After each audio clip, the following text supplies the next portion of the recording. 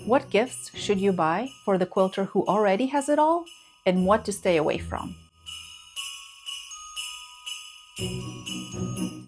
Hi, I'm Elena, and on this channel, I simplify quilting to make it more accessible for busy moms. If you're a quilter watching this, you might want to hand over the phone or send this video over to your loved one, because in this video, I'm going to talk about what gifts should you buy for the quilter who already has it all, and what to stay away from. This list is not all-inclusive, as every quilter is different. It was compiled based on my experience and the experience of the quilters that I surveyed online. If you're new to my channel, give it a thumbs up, leave me a comment, and don't forget to subscribe. I would love to hear your thoughts. If you'd like a free quilt pattern, check out the description below. So let's get started. Before I go through the lists, I would like to remind you that this video does not really apply if you already know very well what your quilter's preferences are and what they have in their inventory. But if you do not know, stay tuned as you'll learn a little bit more. If you're a quilter yourself and trying to gift something for another quilter, then you already know the majority of the items on this list. But if you have not quilted before, then you want to stick around until the end. First, let's talk about the do's. Let's talk about those gifts that every quilter will welcome. Socks and self-care items. These always come in handy, and sewists and quilters sometimes like to sew barefoot, so having something comfortable on their feet is great. And bonus if they have quilty patterns on them. Gift cards are always a good idea, but not any gift card. Gift cards to the local quilt shop. Your quilter can this way shop for whatever they want or whatever they need. They can get high-quality fabrics, and you are supporting a small business. Every quilter uses a rotary cutter and a cutting mat to cut their fabrics. The blades on those rotary cutters dull easily, so a very good gift would be high-quality replacement blades for their rotary cutter. And if you want, you can even gift them a brand new rotary cutter with spare blades. The most common size that is used is 45 millimeters. Thread snips are always a good idea. We use them a lot, we misplace them often, and we're always looking for a new pair. Tailor's clappers. These are pieces of hardwood that are placed on top of the seams after they are ironed to make them as flat as possible. You can find tailor's clappers that are very aesthetic and specifically made for quilters. This is one of those tools that quilters don't know that they need until they are actually using one. 505 basting spray or basting pins. This basting spray or the pins allow your quilter to finish their quilt. You can never go wrong with a good pair of scissors. Please keep in mind that sometimes good quality scissors are tailored towards right-handed people or left-handed people. So please pay attention to what kind of pair of scissors you're purchasing. A quilting encyclopedia book. This book contains a variety of quilt blocks that your quilter can get inspiration from. Audiobooks or an audiobook subscription gift card.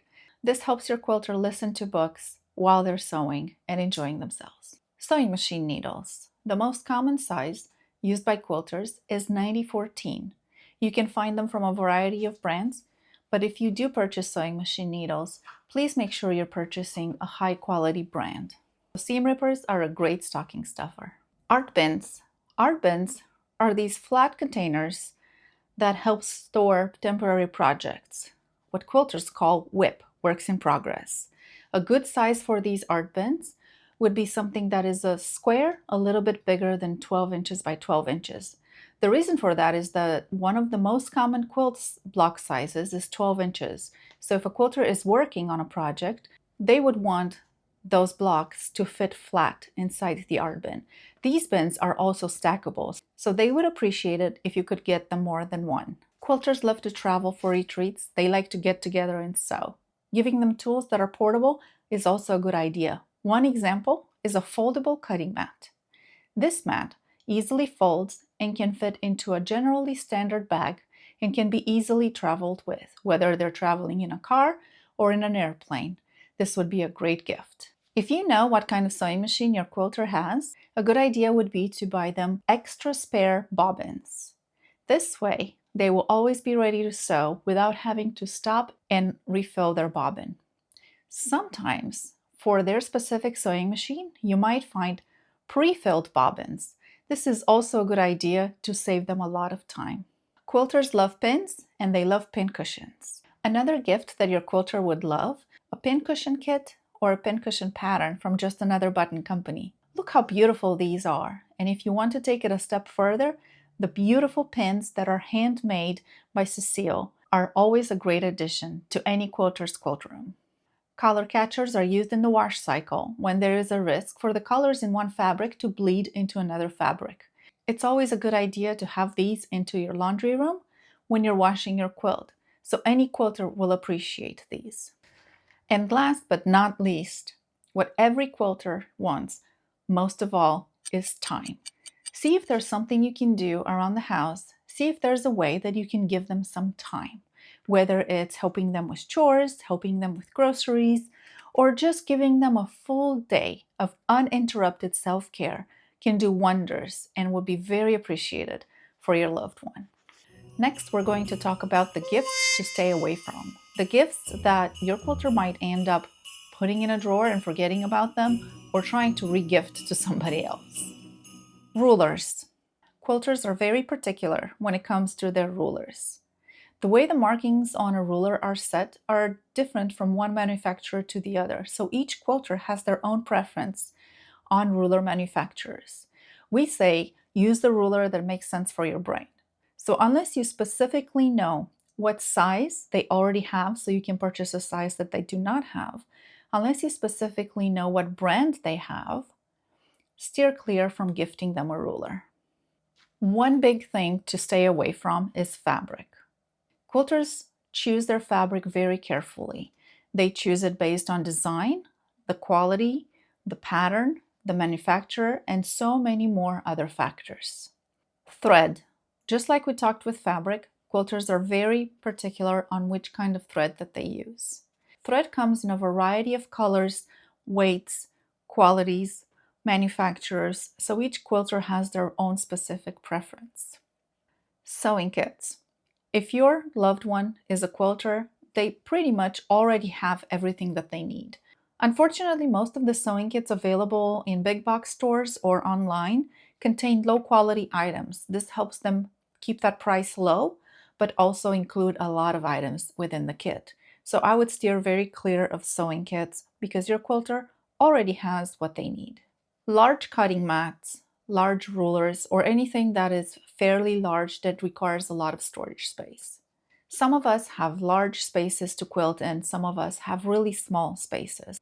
I would steer clear of anything that might be too large for the person's space. Sewing machines.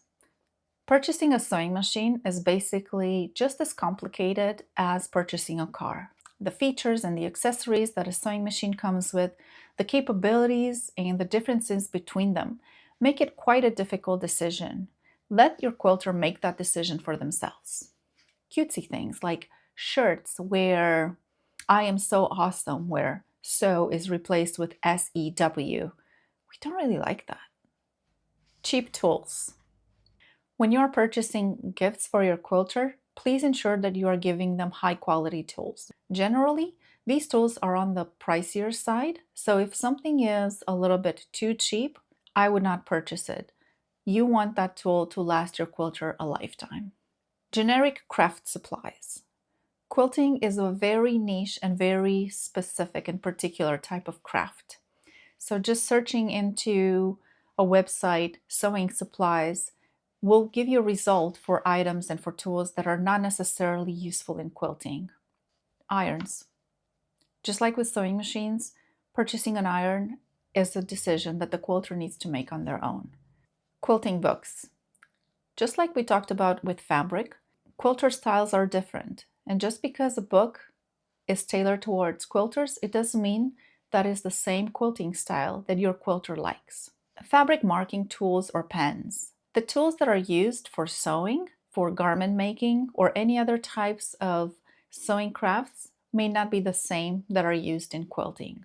Some quilters prefer heat erasable markers, some of them prefer Hera markers, and air erasable and water soluble. There's just such a large variety of marking tools that this is another decision that your quilter has a very specific preference for. Thank you for sticking with me till the end. If you enjoyed this video, Remember to like it, leave a comment, and don't forget to subscribe. And if you have any questions, don't forget to email me and check the description box below for your free quilt pattern. Until next time, happy quilting. 28 is the smallest, allows you... What are you doing? Okay. Okay, go. Do not move my camera. I don't know how you're gonna get out from there.